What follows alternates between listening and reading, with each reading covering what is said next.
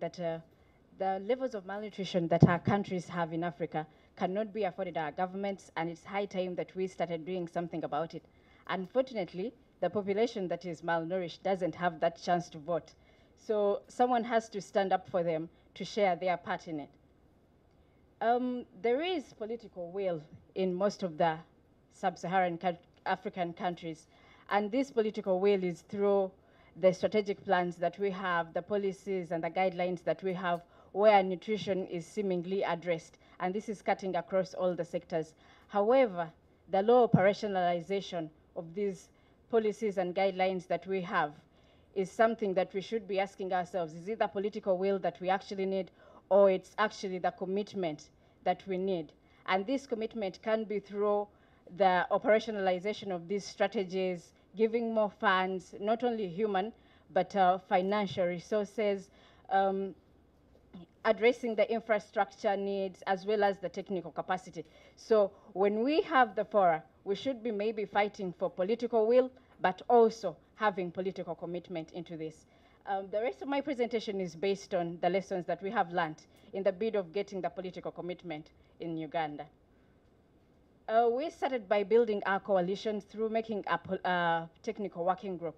This technical working group was made up of different partners from UN partners, WFP, UNICEF, WHO, to USAID partners, to IFPRI, to the health and agriculture sectors.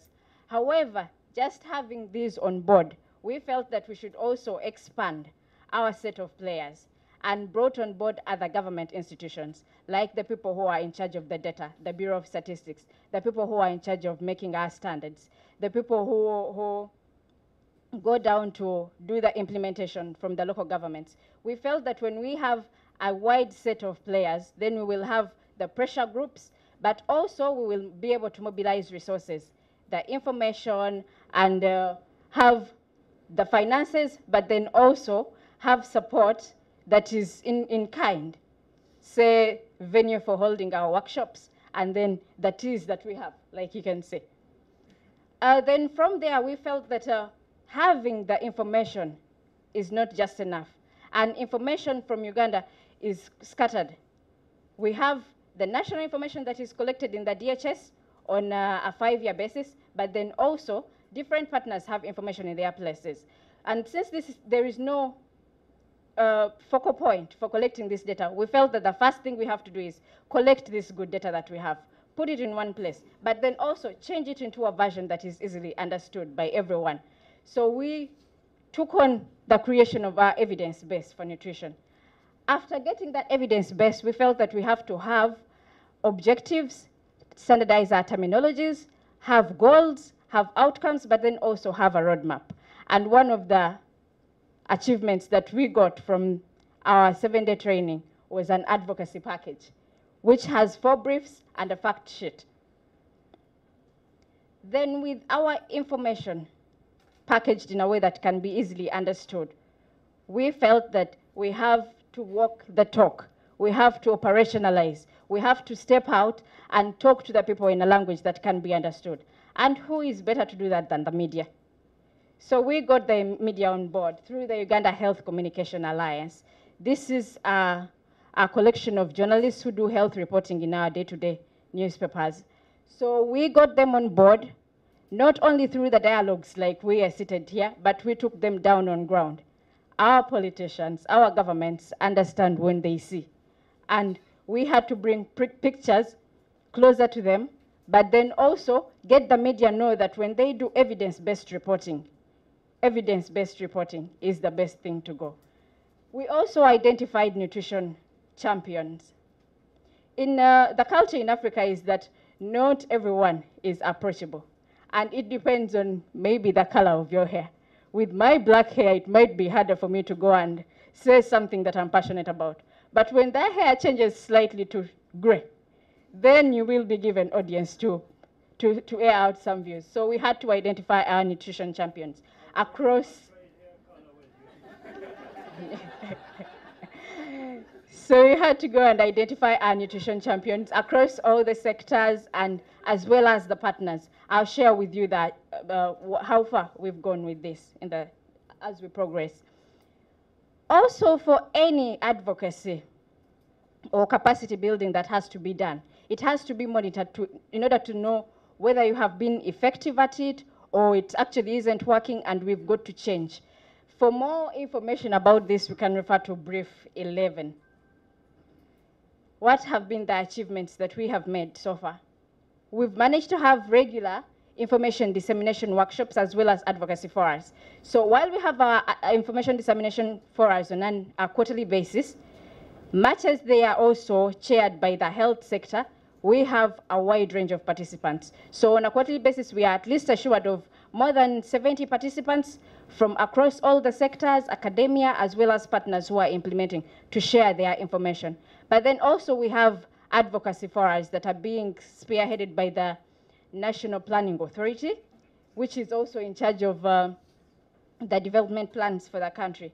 Then we've had commitments at both international and local forums from our governments, but then also from the different partners who are working in Uganda, which is quite good for us because then we can follow up on the commitments that have been made.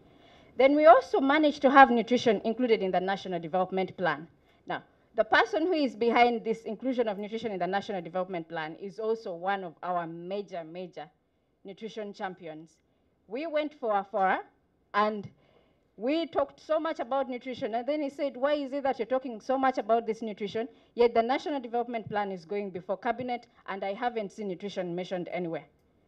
The plan was going before Cabinet in 7 days, but he gave us a chance to review it and include nutrition in the sectors where we felt that it should be included. So at least nutrition is budgeted for in our National Development Plan, and this is something that we can follow through. Then recently we also developed, at the close of the last quarter, we also developed the multi-sectoral Uganda Nutrition Action Plan, which made us one of the early risers where the SUN initiative is concerned. Then we've had more increased evidence-based reporting from the media. At least then they don't have to go and Google search what is nutrition and write things that are not in the context. They can go to the field and they write evidence-based articles. We've managed to have 8 features were researched, and these have created both positive responses as well as negative responses. Then we also have 2 high-level champions, nutrition champions, as well as an institution. Initially, we used to do advocacy at a certain level, but then we realized that we need to move at a higher level. And we got the chairperson of the National Planning Authority, who has a passion for nutrition, was a former minister for agriculture, but then also he has an opportunity to sit in parliament to see that certain issues are passed. So at least we are sure that the next time, as long as our election period is done, when nutrition is presented before parliament, then it's something that everyone will give a tick to. The other political champions that we have are mainly politicians, but I have to say that if they are not elected back in parliament, then maybe we might lose them if the passion drops along the way.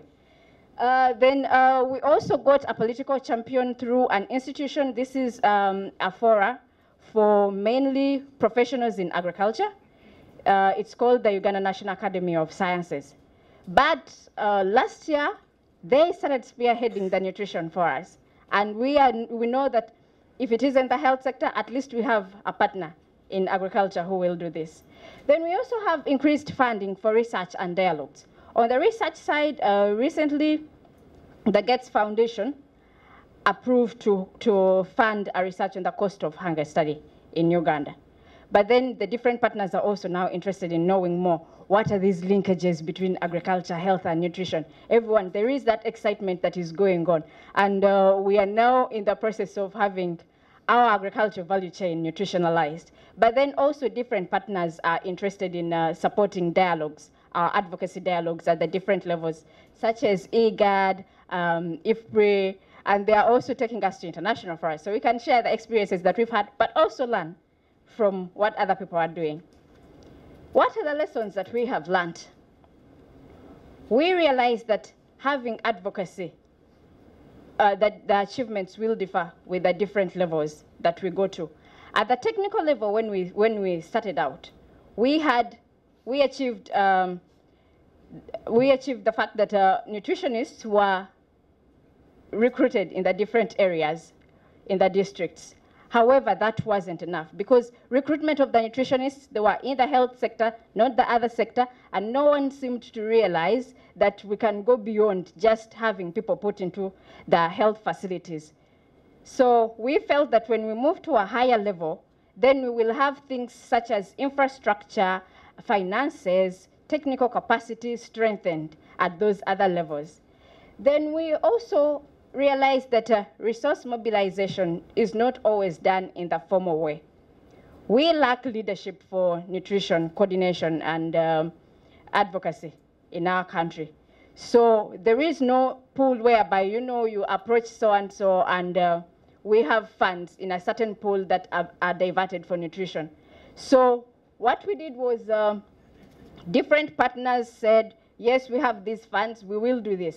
Yes, we have this, we will do this. We have the information, we will do this. So it wasn't necessarily finances moving from here to there. No, it was information where people would say, we have this, can we contribute? So it wasn't always in formal ways. You'd go for teas, you have lunches, you have at your vacations, you're mobilizing resources for nutrition advocacy.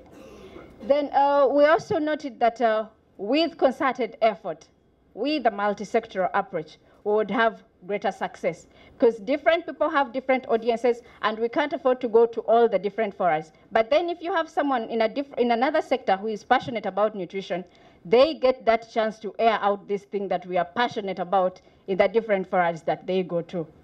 We also know that influencing agendas will take us a long way. That's one thing that we learned.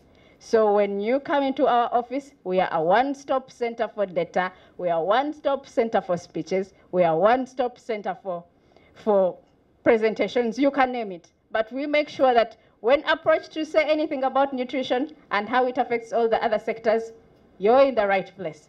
We will get it to you. We also learned that in all our advocacy issues, we will find support, and if you have the numbers, you have the right statements, you will get the critical mass support. However, expect resistance to activities. Thank you very much.